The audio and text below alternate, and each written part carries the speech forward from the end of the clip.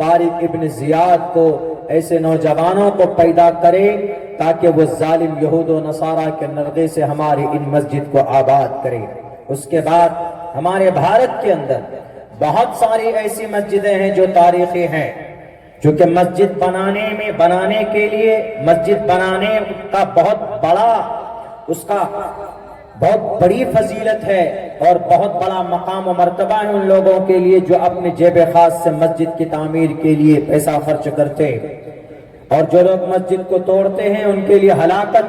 وَمَنْ أَظْلَمُ مِمَّنْ مَنَعَ مَسَاجِدَ اللَّهِ أَنْ يُذْكَرَ فِيهَا اسْمُهُ وَسَعَى فِي خَرَابِهَا۔ کئی مسجدیں توڑ دی گئی ہیں پچھلے چند مہینوں میں، ان میں اتراکھنڈ ہے، اتر پردیش ہے، مہاراشٹر ہے، مدھیہ پردیش ہے۔ ان مسجدوں کو بلڈوزر لگا کر توڑ دیتے۔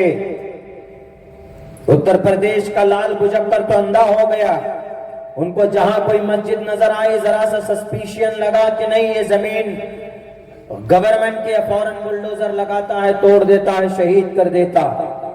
اور ہمارے مسلمانوں کی روحانی طاقت اتنی مضبوط نہیں ہے کہ بلڈوزر کے سامنے جا کر کھڑے ہو سکیں، سینہ تان کر کے ہماری جان پر پہلے بلڈوزر چلاؤ، اس کے بعد ہماری مسجد کی دیوار کو گرانا۔ بھارت کے اندر سب سے بڑی مسجد دلی کی جامع مسجد مانی جاتی، شاہ جہاں نے اس کو تقریباً 1665 کے اندر اس کی تعمیر کرائی۔ دوسری سب سے تاریخی مسجد مکہ مسجد، حیدرآباد، تلنگانہ، شہر حیدرآباد میں۔ اس مسجد کی فضیلت یہ ہے کہ اس کو قلی قطب شاہ نے 1611 میں غالباً اس کو بنایا، 1606 میں، اور مکہ مسجد کا نام اس لیے رکھا ہے کہ اس مسجد میں جو اینٹ ہے وہ اینٹ مکۃ المکرمہ، اس شہر سے منگائی گئی مٹی سے بنائی ہوئی اینٹ کی وہ مسجد بنائی گئی، مکہ مسجد۔ اور بھی مسجد ہے، تاج المساجد بھوپال کے اندر ہے، اورنگ آباد میں بی بی کا مقبرہ وہاں پر مسجد کے نام سے آباد ہے، وہ بھی مسجد ہے، اور فتح پوری مسجد دلی کے اندر، آگرہ میں مسجد ہے۔ یہ ساری تاریخی مسجدیں ہیں۔ مسجد گیان واپی بنارس میں، وہ بھی ایک مسجد ہے جس کے ایک تہہ خانے میں ہمارے سناتن دھرمی بھائیوں کو وہاں کے جج نے، وہاں کے سیشن کورٹ نے، کسی جج نے یہ فیصلہ دیا ہے کہ ایک حصے میں وہاں پر مورتی پوجا کی اجازت دی جائے ان لوگوں کو۔ یہی معاملہ سامنے آیا تھا ہمارے بابری مسجد کو توڑنے کے لیے، جب ان لوگوں کی سازشیں ہوئی تھی تو ایسے راستے ہموار کیے گئے تھے۔ بیرکٹ، تو یہ جو مسجد ہے، ہماری جتنی بھی مسجدیں ہیں، یہ ساری مسجد اللہ کے نظر میں سب سے زیادہ محبوب اور پسندیدہ جگہ اللہ کو کوئی ہے تو ہماری مسجدیں۔ اور انہی مسجد کی حفاظت کے لیے، انہی مسجد کی زمین کی پروٹیکشن کے لیے، انہی مسجد کو بچانے کے لیے، اور ہماری ٹوٹل مسجدیں جتنے بھی بھارت کے اندر تقریباً 4.5 یا 5 لاکھ کی مسجدیں کی تعداد مسجد کی ہے، ان تمام مسجد کی جو زمین ہے، جو پراپرٹی ہے، وہ وقف ایکٹ کے اندر آتا ہے، وقف کے اندر آتا ہے۔ اور اسی وقف بورڈ کے اندر جو ابھی قانون بنا ہے وہ بہت خطرناک قانون ہے، تحریکیں چل رہی ہے، آج اس کی پھر سے سنوائی، وہ جج بدل دیا گیا، چیف جسٹس سنجیو کھنہ، اس کو بدل دیا گیا، اب دوسرا جج آیا ہے، 13 نومبر کو ان کی بحالی ہوئی ہے، جسٹس بی آر گوئی غالباً ان کی بحالی ہوئی ہے، اب اس کیس کی سنوائی کریں گے۔ یہ وقف بورڈ کا جو معاملہ سپریم کورٹ میں جا چکا، آج 15 مئی ہے، 15 مئی کو پھر سے اس پر بحث اور اس پر سنوائی ہوگی، اور اللہ کرے کہ آپ کے وقف بورڈ کے اوپر ان کے خلاف جو قانون بنا ہے، دیش کے سمویدھان کے خلاف، اللہ کسی منصف کو اور کسی انصاف پسند چیف جسٹس کو اللہ کرسی اقتدار پر بٹھائے، کرسی پر بٹھائے، تاکہ اس کے قلم سے اچھے فیصلے ہو۔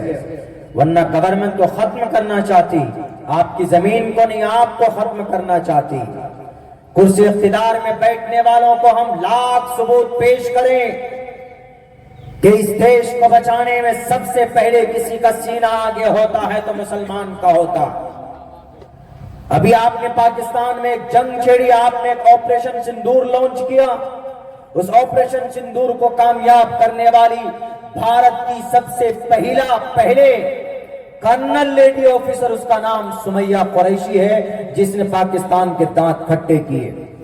بھارت کے اندر آج تک کوئی لیڈیز کرنل نہیں بنی، یہ پہلی بھارت کی مہیلا، پہلی عورت ہے جو کرنل بنی ہے، اور اسی کی کمانڈری میں اور اسی کی نگرانی میں اور بھی 2-3 لوگ ہیں، لیکن انہوں نے اس حساب سے اس آپریشن کو لانچ کیا ہے کہ پڑوسی ملک کو گھٹنے ٹیکنے پر مجبور کیا۔ کتنی ثبوتیں پیش کریں پرائم منسٹر صاحب، تب آپ یقین اور وشواس کریں، تب بھی ہمارے مسجد کے پیچھے پڑے ہیں، ہماری زمین کے پیچھے پڑے ہیں۔ ارے ہمارے جو وقف کا معاملہ ہے یہ آپ کے گیتا میں ہے، داتویمتی یدیانم دیتے نپکارنے دیشے کالے چ پاترے چ تدانم ساتوکام اسمرتم، کہ اگر کوئی بھوکا ہے اس کو کھانا کھلاؤ، اگر کوئی ننگا ہے اس کو کپڑے پہناؤ، اگر کوئی ضرورت مند ہے اس کی ضرورت پوری کرو، اگر کوئی بیمار ہے اس کو ہاسپٹل لے کر جاؤ، اگر کسی کی بیٹی کی شادی ہے اس کی مدد کرو، اگر کسی کا کوئی بچہ یتیم ہے تو اس کے سر پر ہاتھ رکھو، اگر کوئی بیوی، اگر سماج کی کوئی بیٹی بیوہ ہو گئی ہے تو اس کا سہارا بنو، اگر کوئی ماں باپ بوڑھا ہے تو اس کے کھانے پینے کا بندوبست کرو۔ یہ شریمد بھگوت گیتا کے اندر یہ اپدیش ہے، داتویمتی یدیانم دیتے نپکارنے دیشے کالے چ پاترے چ تدانم ساتوکم اسمرتم۔ اور پھر اس احسان کو اور پھر اس مدد کو جتلاؤ نہیں۔ جیسے اسلام میں اگر کوئی کسی پر احسان کرتا ہے تو اللہ کے نبی فرماتے ہیں کہ اس کو جتلانا نہیں چاہیے۔ کوئی کسی برے وقت میں اگر مدد کی ہے تو اس کو یہ نہ کہے کہ میں نے تمہاری مدد کی ہے، احسان جتلانا ہوا، نیکیاں ختم ہو جاتی۔ ویسے یہ بات کہی گئی کہ اس کو جتلانا مت، داتویمتی یدیانم۔ بہت مشکل اور محنت سے کھوج کر اس منتر کو ہم نے نکالا۔ گیتا 17 ادھیائے کے منتر نمبر 20 اور 21 کے اندر شری کرشن جی کہتے داتویمتی یدیانم دیتے نپکارنے دیشے کالے چ پاترے چ تدانم ساتوکم اسمرتم۔ اس منتر پر بھی اگر کسی نے کھل کر عمل کیا ہے تو جناب محمد رسول اللہ صلی اللہ علیہ وسلم نے ان کی زندگی کے اندر دیکھیے یہ منتر پورا فٹ اگر آتا ہے تو محمد رسول اللہ پر فٹ آتا۔ آپ جنگ بدر میں جنگ کرنے جاتے، آپ کو ایک یہودی 7 باغات آپ کو تحفے میں دیتا ہے کہ اللہ کے نبی آپ کے لیے تحفہ ایک یہودی آپ کو دیتا۔ آپ علیہ السلام ایک ہاتھ سے قبول کرتے ہیں اور دوسرے ہاتھ سے اس 7 باغات کو ان کو آپ اللہ کے راستے میں اس کو وقف کر دیتے۔ اسی کو عربی میں اردو میں وقف بولتے ہیں، ہندی میں اس کو دان بولتے ہیں، اور سنسکرت میں بھی دان بولا جاتا ہے۔ داتویمتی یدیانم دیتے، داتویمتی یدیانم دیتے، یدیانم دانم دیتے نپکارنے دیشے کالے چ پاترے چ۔ پورے دیش میں اگر کہیں پر کوئی سنکٹ آ جائے وہاں پر بھی ضرورت کے حساب سے دان کرنا یہ بہت بڑا پنیہ کا کام ہے۔ جب چائنا سے لڑائی ہو رہی تھی بھارت کی 1961 اور 71 کے اندر، اس وقت دیش کھوکھلا ہو چکا تھا۔ اس دیش کو انگریز تقریباً 39 لاکھ کروڑ روپے لے کر گئے تھے۔ آر ایس ایس اور بی ایچ پی کے نوجوانوں، تمہیں تو صرف بابر نظر آتا ہے، تمہیں تو صرف اورنگزیب نظر آتا، لیکن اس دیش کو اگر کسی نے کھوکھلا کیا ہے تو ان کھوکھلا کرنے والے راکشسوں کا نام، ان دیش کے ان لوٹنے والے لوٹیروں کا نام انگریز ہے، جو اس دیش کو لوٹ کر لے کر گئے تقریباً 39 لاکھ کروڑ روپے آزاد ہونے سے پہلے اس دیش سے لوٹ کر گئے۔ اور ہمارے 70,000 نوجوان دوسری جنگ عظیم کے اندر جو برطانیہ اور جاپان اور ان کے ساتھ لڑائی ہو رہی تھی تو برطانیہ نے کہا بھارت سے کہ اگر تم اپنے نوجوانوں کو دو گے، چونکہ میرے پاس نوجوان نہیں ہے لڑنے کے لیے، تو میں جاپان سے کیسے لڑائی کروں گا۔ دوسری جنگ عظیم میں بھارت سے 70,000 نوجوان انگریز لے کر گئے، جو انڈیا گیٹ میں جن نوجوانوں کے نام لکھے ہوئے ہیں یہ وہی نوجوان ہیں جو انگریز کے برطانیہ کو آزاد اور ان کو جیت دلانے کے لیے جاپان میں جرمنی میں ان کے خلاف جا کر لڑے تھے. یہ وہی 70,000 نوجوان ہے. اس دیش کو کھوکھلا کرنے والے مغل نہیں ہیں بلکہ مغل کا بادشاہ اورنگزیب کے زمانے میں بھارت کی جی ڈی پی 24% تھی. 24%. آج بھارت کی جی ڈی پی 6.5% ہے. منموہن سنگھ کے زمانے میں بھارت کی جی ڈی پی 12% تھی. 24% تک آج تک بھارت کی جی ڈی پی نہیں پہنچی ہے آزادی کے بعد سے لے کر آج تک. اس دیش کی تقدیر بدلنے والا یہی مغل امپیرر تھے, یہی مغل سامراج اور مغل بادشاہ تھے جنہوں نے بھارت کو اکھنڈ بھارت بنایا. اکھنڈ بھارت ہے. کوئی مائے کا لال بتائے کہ ہم بھارت کو اکھنڈ بھارت بنائیں گے. اکھنڈ بھارت میں شری لنکا بھی آتا, میانمار بھی آتا, نیپال بھی آتا, تبت بھوٹان بھی آتا, افغانستان بھی آتا, یہ بنگلہ دیش اور ایسٹ ویسٹ دونوں, بنگلہ دیش پاکستان اور بنگلہ دیش یہ دونوں آتا. آج تو ٹکڑے ہو چکے. اکھنڈ بھارت کو بنانے والی کوئی کمیونٹی تھی تو وہ مغل سامراج کے امپیرر اکبر اور اورنگزیب رحمت اللہ علیہ یہ لوگ تھے. بہرکیف بات یہ چل رہی تھی کہ اس دیش کو لوٹنے کے لیے لوٹا ہے اگر کسی نے تو اس دیش کو انگریزوں نے لوٹا ہے. مسلمانوں نے اس کو, بلکہ مسلمانوں نے تو ہمیشہ ہر جگہ پر دیش کی, جیسے ہم لوگ ایمان کو بچانا, اور ایمان ہمارے لیے ایک روح ہے, ایک جان ہے, ایمان نہیں تو کچھ نہیں, ویسے ہی جس ملک میں رہتے ہیں بستے ہیں وہ ملک, وہ گھر, وہ زمین سے ہم محبت کرتے ہیں. اس میں کوئی شک اور شبہ بالکل نہیں ہے. میرے بھائیوں, اللہ کے نبی علیہ الصلوۃ والسلام نے دان کر دیا. جب دیش کی لڑائی ہو رہی تھی چائنا سے, دیش کھوکھلا ہو گیا تھا. لال بہادر شاستری پہنچتے ہیں حیدرآباد, اور حیدرآباد میں جا کر دامن کھول دیتے ہیں نواب صاحب سے. نواب صاحب, انڈیا کنگال ہو چکا ہے, بھارت کے پاس پیسے نہیں ہیں, چائنا سے کیسے مقابلہ ہوگا, جنگ ہوگا. 5 ٹن سونا میر نظام عثمان نے دیا کہ جاؤ لے کر جاؤ اور دیش کو بچاؤ اور انگریز یہ چائنا کے خلاف جا کر لڑائی اور مقابلہ کرو. بھارتی اسٹیٹ بینک, آج بھارتی اسٹیٹ بینک, اس کا اصل میں نام تھا اسٹیٹ بینک آف حیدرآباد. یہ بینک اسی میر صاحب کا دیا ہوا ہے, اسی نے یہ بینک کو لانچ کیا تھا. پورے بھارت کے اندر بھی اس کا نام بدل دیا گیا. اسی لیے اس دیش کو دان ہمارے لوگوں نے بھی کیا ہے, اور اسی دان کو وقف بولتے ہیں. انہوں نے جو کروڑوں روپے دیے, جو 5 ٹن سونا انہوں نے دیا ہے, تو وہ دان ہے, وہ وقف ہے. کس کے لیے؟ سوشل ورک کے لیے تھا. اور اللہ کے نبی علیہ الصلوۃ والسلام نے کیا ہے, 5 6 7 باغات آپ نے دیے. ایک کنواں تھا, پانی کی بہت اچھا پانی تھا اس کا, تو لوگوں کو دقت ہوتی تھی, تو حضرت عثمان ذی النورین رضی اللہ تعالیٰ عنہ, اللہ کے نبی کے داماد, آپ علیہ الصلوۃ والسلام کے چہیتے حضرت عثمان نے 34,000 درہم میں وہ پیرے روما اس کو خرید کر دان کر دیا لوگوں کے لیے کہ جاؤ, یہ دان ہے, اسی کو وقف بولتے ہیں. خیبر کے اندر بہت قیمتی زمین ملی, جیسے رانچی کے اندر, آپ کے شہر کے اندر جو قیمتی زمین ہوتی, خیبر کی قیمتی زمین حضرت عمر فاروق نے اللہ کے راستے میں دان کر دیا, غریبوں کے مدد کے لیے باغات دان کیے گئے. اور اسی کو لوٹنا چاہتے ہو. راجا تو دھرم سے تو سیات پر جانا مچو پکارا کا. راجا کو ایسا قانون نہیں بنانا چاہیے جس سے لوگوں کو سنکٹ اور دقت اور تکلیف ہو, بلکہ راجم دھرمین یو بھارتا سراجیہ نات یگی اسمرتا. راجا حقیقی وہی کہلاتا ہے جو عوام کے حساب سے فیصلے کرتا ہے, اور وہ راجا جو ظلم کرتا ہے, جہاں نرپتی پرجا دکھ داتا سو نر ترت نرک میں ہو جاتا, وہ نرک میں جائے گا. مسٹر پرائم منسٹر صاحب, اگر آپ ذات اور دھرم کے نام پر قانون بناتے ہیں, وقت سپریم کورٹ نے اس قانون پر ابھی تھوڑی سی کہیں پر کسی دفعہ کے اوپر کسی جز کے اوپر ابھی اسٹے لگایا. وہ جز کون سا ہے؟ وہ جز ہے وقف با یوزر کا، کہ وقف با یوزر ختم نہیں ہوگا. وقف با یوزر اگر ختم کرنے میں تو ہماری زمین مسجد چلی جائے، ہمارے مدرسے چلے جائیں. کیسے چلے جائیں گے؟ میں نے اکثر جگہوں پر ایکسپلین کیا، آپ کو بھی سمجھا دیتا ہوں، وقت چونکہ بہت ہو چکا ہے.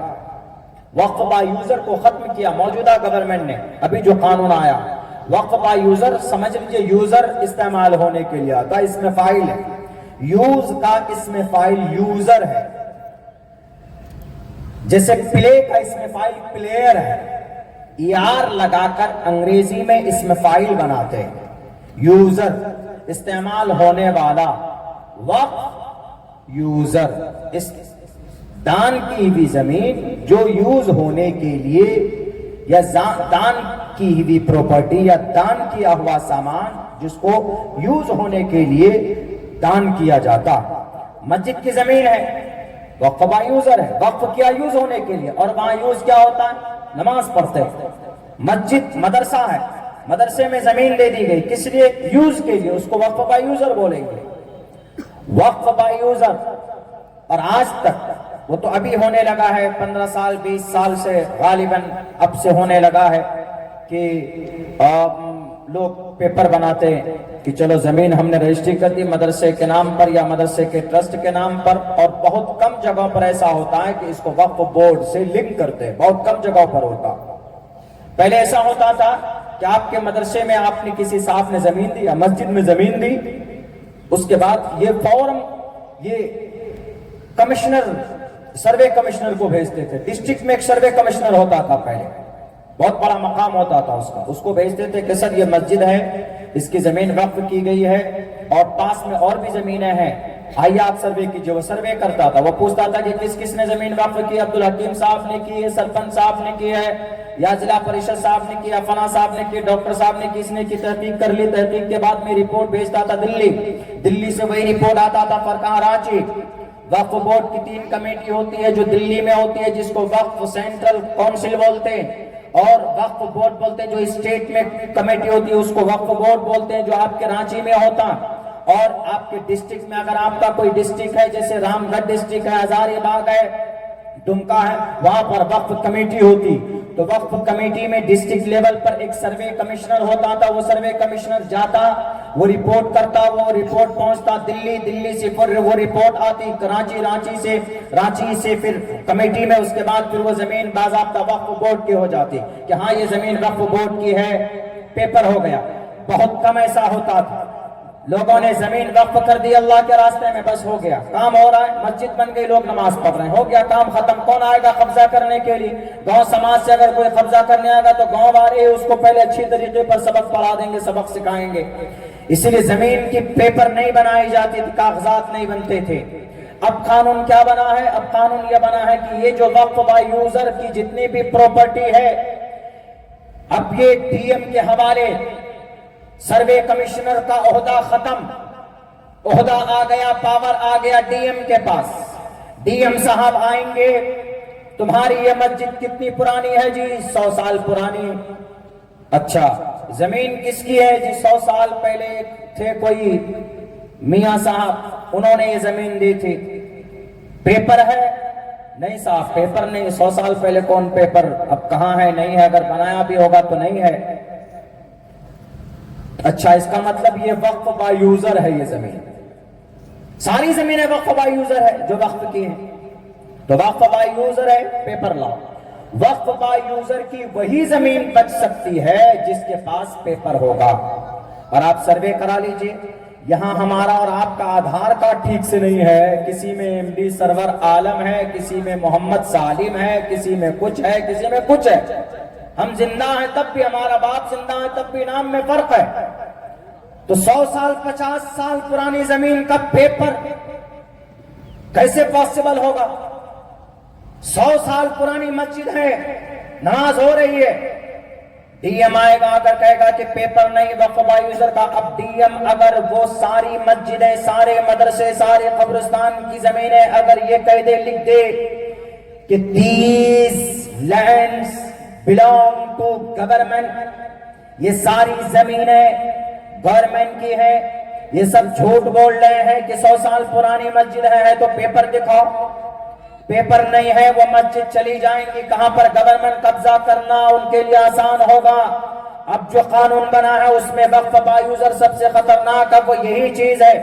اسی لیے ہمارے علماء اور ہماری تنظیمیں سر پہ کفن باندھ کر جو جگہ جگہ پروگرام کر رہے ہیں وہ اس وجہ سے کہ ہماری 70 نہیں 80% مسجد مدرسے اور مکتب اور قبرستان اور مزارات کی جو زمینیں ہیں وہ ساری زمینیں ختم ہو جائیں گی. اور آپ یہ کہیں گے کہ مولانا کورٹ کچہری ڈی ایم کا فیصلہ آخری فیصلہ ہوگا. ڈی ایم سے اوپر وقف کمیٹی میں کوئی نہیں ہوگا. اگر آپ کو اس زمین پر اگر ڈی ایم نے لکھ دیا کہ یہ زمین گورنمنٹ کی ہے اسی دن سیز تالا لگ جائے گا مسجد میں. تالا کھلوانے کے لیے آپ کو سپریم کورٹ جانا ہوگا. سپریم کورٹ جائیں گے. سپریم کورٹ میں کیا کیس چند گھنٹوں میں حل ہو جاتا ہے.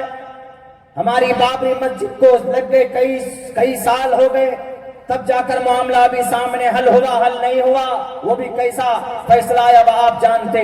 کوئی بھی معاملہ اگر کورٹ کچہری کے چکر میں پھنس جائے تو معاملہ الجھ جاتا ہے سلجھتا نہیں. اگر 50 سال تک آپ کی اس 100 سالہ مسجد پر کیس اگر ٹرائل ہوتا رہا سپریم کورٹ میں تو 50 سال تک آپ اس مسجد میں اذان نہیں دے سکتے, نماز نہیں پڑھ سکتے. اسی لیے وقف بایوزر اگر ختم ہوا تو کم سے کم 70% مسجد مدرسے اور قبرستان میں تالے لگ جائیں گے. اور ان مسجد مدرسوں کو اگر لڑنے کے لیے آپ سپریم کورٹ جب تک جائیں گے آپ کی کئی نسل برباد ہو جائے گی, آپ خود برباد ہو جائیں گے. آخر میں آپ کہیں گے کہ جاؤ جانے دو. میرے بھائیو جو سازشیں بخارا سمرقند کے اندر رچی گئی تھی, جو یہ پروپیگنڈے جو منصوبے بخارا سمرقند کے مدرسوں کو بند اور مسجد کو شہید کرنے کی کوشش وہاں کی جو مشنریز نے کی تھی, وہاں کے جو سالم سرکار اور گورنمنٹ نے کی تھی, سیم وہی پالیسی بھارت کے اندر امپلیمنٹ کرنے کی کوشش کی جا رہی.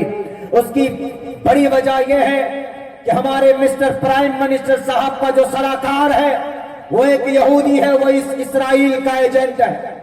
اور اسرائیل کے ہی دم پر اور یہودیوں کے سازش کی وجہ سے بخارا اور سمرقند کی مسجدوں میں تالے لگے اور مدرسے بند کر دیے گئے. بخارا اور سمرقند ایسی ویسی جگہ نہیں ہے. ارے امام بخاری جہاں پیدا ہوئے تو اس زمین کے اوپر اللہ کی کتب البخاری, بخاری کا نمبر آتا صحیح البخاری. وہ بخاری لکھنے والا فقیہ اور محدث کہیں پیدا ہوا تو بخاری میں پیدا ہو, بخارا میں پیدا ہوا. بڑے بڑے علماء بڑے بڑے فقہا پیدا ہوئے اس زمین کے اوپر, بخارا اور سمرقند کے اوپر. ترمذی شریف, ابو داؤد شریف, یعنی قرآن کے بعد کتابوں میں سب سے مستند کوئی کتاب حدیث کی اگر کوئی ہے تو صحاح ستہ ہے. صحاح ستہ مطلب 6 صحیح حدیث کی کتاب. بخاری نمبر 1 پر, مسلم نمبر 2 پر اور ترمذی نمبر 3 پر. اس کے بعد نسائی ہے, ابن ماجہ ہے, یہ کتابیں ابو داؤد شریف ہے. یہ 6 کتابیں. ان کتابوں کو لکھنے والے فقیہ اور محدث کہاں پیدا ہوئے؟ یہی بخند میں. اگر آپ مسلمانوں یہ سوچتے ہو کہ ایسا نہیں ہو سکتا, تاریخ کے اندر ایسا ہو چکا. بخارا اور سمرقند کی مسجدیں بند. بخارا اور سمرقند اور قرطبہ اسپین 800 سال تک مسلمانوں کی اسلامک شریعت کے اعتبار سے حکومت رہی تھی. بھارت کے اندر تو اسلامک شریعت کبھی نافذ نہیں کی گئی, لیکن اسپین کے اندر 800 سال تک مسلمانوں کی حکومت رہی. قرآن اور شریعت کے مطابق فیصلے ہوئے. کوئی زمین کا کوئی ایسا ٹکڑا نہیں تھا جہاں مسلمانوں کے سجدوں کے نشان نہ پڑے. کوئی محلے کا گھر ایسا باقی نہیں تھا جہاں قرآن کریم کی تلاوت کی آواز ڈیلی صبح کو سننے کو نہ ملتی ہو. کوئی محلہ ایسا باقی نہیں تھا جہاں پر 3-3, 4-4 مسجدیں, مساجد نہ بنائی گئی ہو. یعنی اتنے پرسکون پرامن جگہ 800 سال تک اسلام کی شریعت کی بقا کی آواز جہاں سے بلند ہوتی رہی. لیکن جب مسلمان جب بزدل ہو گئے, مسلمان جب چکن مٹن کھانے میں لگ گئے, مسلمان جب جماعتوں میں بٹ گئے, مسلمان جب اپنی نسلی اپنی جب برادری میں بٹ گئے کہ میں سید میں انصاری، جب مسلمان اپنے آپس میں اپنے آپ میں بٹ گئے، بزدل ہو گئے، تو وہاں پر اسپین کے اندر جو 800 سال کی تاریخ تھی مسلمانوں کی، وہ 800 سال کی تاریخ 8 مہینے کے اندر گاجر مولی کی طرح کاٹ کر رکھ دیا گیا۔ لاکھوں کروڑوں مسلمان تلوار کے دھارے میں گاجر مولی کی طرح شہید کر دیے گئے۔ وہی تاریخ بھارت کے اندر دہرانے کی کوشش کی جا رہی۔ آج مسلمان بھی سوچتا ہے کہ نہیں جناب، کچھ نہیں ہونے والا ہے، صرف کانفرنسوں سے ہم کام کر لیں گے، صرف جلسوں سے کام ہو جائے گا، میدان میں نکلنا ہوگا۔ 2 سال تک کسان بیٹھے، 700 کسان شہید ہوئے، تب جا کر یہ ہر دھرم، یہ ظالم بادشاہ اپنے بل واپس کرتا، اور ہم کانفرنس کر کے اس میں بھی ایک دوسرے پر لان تان لگاتے، ایک جماعت دوسری جماعت پر ان کو سپورٹ کرنے کے لیے تیار نہیں۔ دلی کے اندر میں ایک احتجاج ہوا تھا، سب ایک پلیٹ فارم پہ تھے، اس کے بعد جو احتجاج ہو رہا، الگ الگ ڈگڈگی بجا رہے ہیں، الگ الگ جناب برساتی مینڈک کے طرف ٹکر کر رہے ہیں۔ کوئی کلکتہ سے کرتا ہے، کوئی پٹنہ سے کرتا ہے، کوئی پونے ممبئی سے کرتا۔ ایک پلیٹ فارم پر کھڑے ہو کر آواز نہیں بلند کر سکتے، تو یاد رکھو جو تاریخ بخارا سمرقند کے اندر دہرائی گئی تھی، وہی تاریخ بھارت کے اندر دہرانے کی سازشیں چل رہی ہے، اور آج ہم لڑ رہے جناب۔ میرے بھائیوں، حالات بڑے نازک ہیں، آہستہ آہستہ آپ کے مذہبی جگہوں کو لوٹنے کی سازشیں اور کوششیں کی جا رہی ہیں۔ ہم سب اللہ سے دعا کریں کہ اللہ اس امت کو متحد کر دے۔ ہمارے بڑے ہی لوگ جھگڑ رہے ہیں تو ہم کیا کریں؟ ہمارے جن پر ہماری نظریں ہوتی ہیں کہ یہ ملت کے کو جوڑیں گے، ملت کی رہنمائی کریں گے، یہی بٹے جا رہے ہیں، کرسیاں چاہیے انہیں۔ مجھے میری جو میں سیاسی جس پارٹی سے بلونگ کرتا ہوں، مجھے کئی مرتبہ کہا گیا کہ مولانا آپ ادھیکش کی کرسی لے لیجئے، مطلب آپ ادھیکش بن جائیے، ڈسٹرکٹ کا ادھیکش بنیے۔ میں نے کہا کہ مجھے عہدہ نہیں چاہیے، جہاں ضرورت پڑے میری قوم کے لیے میں انشاءاللہ تیار ہوں۔ میں نے کئی مرتبہ منع کیا اور ہم نہیں گئے، ہم نے منع کیا ہوا ہے۔ اور ہمارے ایک چھوٹی سی تنظیم چلتی ہے، اس تنظیم میں بھی بڑا اصرار ہوتا ہے کہ آپ یہ سیکریٹری کا پوسٹ لے لیجئے، آپ ادھیکش بن جائیے۔ بہرکہ کوشش ہوتی ہے وہاں کے ممبروں کی کہ بھئی مولانا ہے، کام کریں گے مل کر اور جائیں گے دوسری جگہوں کے اوپر تو اس کا تعارف ہوگا۔ ہم نے منع کیا ہوگا، ہم نے کہا کہ جہاں پر بھی آپ کو ضرورت پڑے، چندے کی ضرورت پڑے، تو الحمدللہ اس تنظیم میں جو سوشل ورک کے لیے جو مہینے میں پیسے جمع ہوتے ہیں، تو اس میں سے جو چندہ لوگوں کا جمع ہوتا ہے تو اس میں پہلے نمبر پر ہمارا ہی نام ہے۔ اور بھی لوگ دیتے ہیں، لیکن ایسا نہیں کہ ہم پیچھے ہیں، ہم آگے، آپ بھی آگے رہتے، آپ میں سے بہت سے لوگ بھی۔ لیکن یہ ہے کہ بہت سے لوگ عہدے کے، پدرم سلطان کو میرا باپ ترم خاں تھا تو میں بھی ترم خاں بنوں گا۔ آپ کیا ہیں؟ سماج کے لیے لڑیے، قوم کے لیے کام کیجئے، لڑیے، تو انشاءاللہ بڑے بڑے ظالم بادشاہ گھٹنوں کے بل ٹیک جھکے بھی۔ میرے بھائیوں، تقریر کا وقت نہیں، آپ لوگ بھی بیٹھ کر جھوم رہے ہیں، اب بس دعا کر لیں اور اللہ سے یہ دعا کیجئے کہ اللہ اس امت کو جوڑ دے، متحد کر دے، ورنہ پھر ایسے کٹیں گے، پٹیں گے، لوٹیں گے کہ کوئی پوچھنے والا نہیں ہوگا۔ جن کے پاس دولت ہے، جن کے پاس وسائل ہے، وہ بل میں گھسے ہوئے، جزیرۃ العرب والے، ترکی والے، یہ کہیں نہیں آئیں گے کسی کو پوچھنے، آپ کو پوچھنے کے لیے۔ اسی لیے اس قوم کے اندر اب بیداری بہت ضروری ہے، خصوصاً نوجوان طبقے میں۔ اللہ سے دعا کرتا ہوں کہ اللہ سبحانہ و تعالی کہنے سننے سے زیادہ ہم تمام مسلمانوں کو اس پر عمل کی توفیق عطا فرمائے۔ بہت بہت شکریہ، جزاک اللہ۔ السلام علیکم ورحمۃ اللہ وبرکاتہ۔